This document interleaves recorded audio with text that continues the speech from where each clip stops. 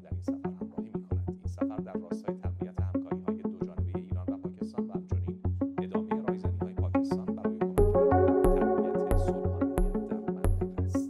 Pakistan Iran America के बीच एक बार फिर मीडिएशन करवाने की कोशिश कर रहा है। पाकिस्तान के आर्मी चीफ और chief of defence forces field marshal Asim Munir सोमवार यानी 24 अगस्त को ईरान की राजधानी तेहरान पहुंचे। उन्होंने ईरान के गृह मंत्री इस्कंदर मोमेनी से मुलाकात की। दोनों के बीच दोनों देशों के रिश्तों और वेस्ट एशिया की ताज़ा स्थिति पर चर्चा हुई।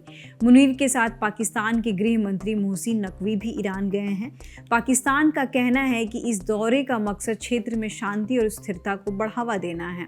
पाकिस्तान के मुताबिक मुनीर का फोकस मिडिल ईस्ट में चल रहे संघर्ष का शांतिपूर्ण और स्थायी समाधान निकालने की कोशिशों पर रहेगा। वो ईरान के दूसरे वरिष्ठ अधिकारियों से भी मुलाकात करेंगे। पाकिस्तान की इस कोशिश को देखकर लग रहा है कि पाकिस्तान अमेरिका और ईरान के बीच शांति वार्ता दोबारा शुरू कराने की कोशिश कर रहा है।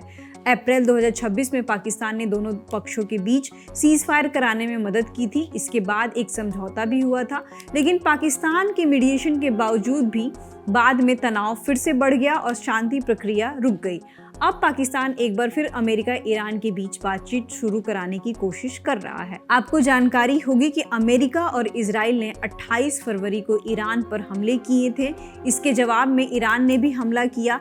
इसके बाद स्ट्रेट ऑफ हॉर्मुज में तनाव बढ़ गया और वहां से गुजरने वाले जहाज़ों की आवाजाही प्रभावित हुई और अभी भी ये मसला पूरी तरह सुलझा नहीं है। स्ट्रेट ऑफ हॉर्मुज ईरान के साथ साथ पूरी दुनिया के लिए बेहद अहम है, क्योंकि जनरल सिचुएशन में दुनिया की करीब 1/5 एनर्जी सप्लाई इसी रास्ते से गुजरती है और इसमें डिस्टर्बेंस के कारण तेल की कीमतों पर भारी असर पड़ा है। ईरान और अमेरिका के बीच तनाव अभी भी बना हुआ है। अमेरिकी राष्ट्रपति डोनाल्ड ट्रंप ने 20 अगस्त को ईरान के खिलाफ कड़े आर्थिक कदम उठाने की चेतावनी दी थी। ट्रंप ने लिखा, ईरान को समझौता करने का मुझसे ज़्यादा बड़ा मौका किसी ने नहीं दिया, इसलिए दुर्भाग्य से ईरान ने यह मौका गंवा दिया है। इसलिए आज मैं किसी भी देश के खिलाफ अब तक की सबसे बड़ी आर्थिक कार्रवाई का ऐलान कर रहा हूँ। यह अभूतपूर्व स्तर का आर्थिक दबाव और अलग थलग करने की कार्रवाई होगी।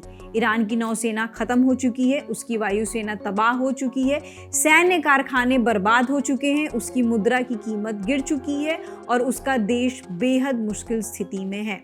आज मैं यह साफ कर रहा हूँ कि जो भी देश ईरान को आर्थिक मदद या किसी तरह का सहारा देगा, उसके खिलाफ भी कड़े आर्थिक कदम उठाए जाएंगे।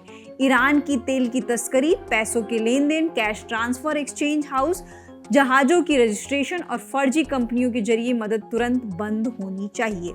यह एक तरह का इकोनॉमिक डी डे होगा। हम चाहते हैं कि हमारे सभी सहयोगी अमेरिका के साथ खड़े हों और ईरान को अलग थलग करने में मदद करें। ईरान इस समय बेहद कमजोर स्थिति में है और ये ऐतिहासिक कदम उसकी अर्थव्यवस्था और दुनिया में आतंक फैलाने की उसकी क्षमता को बुरी तरह प्रभावित करेंगे। ईरान के पास कभी न्यूक्लियर वेपन नहीं होगा। आपने ट्रंप की सोशल मीडिया पोस्ट देखी, जिसमें ट्रंप खुले तौर पर ईरान को धमकी देते हुए नजर आ रहे हैं। ईरान की मिलिट्री, नेवी, न्यूक्लियर पॉलिसीज पर क्वेश्चन कर रहे हैं। ट्रंप के लहजे से तो ये कहीं नहीं नजर आ रहा है कि वो किसी भी समझौते के मूड में है। ऐसे समय में पाकिस्तान ईरान और अमेरिका के बीच बातचीत और शांति प्रक्रिया को फिर से शुरू कराने की कोशिश कर रहा है। ये कितना सक्सेसफुल होता है ये तो वक्त ही बताएगा। फिलहाल इस खबर में इतना ही। आगे जो भी जानकारी आएगी हम आप तक पहुंचाते रहेंगे। शुक्रिया।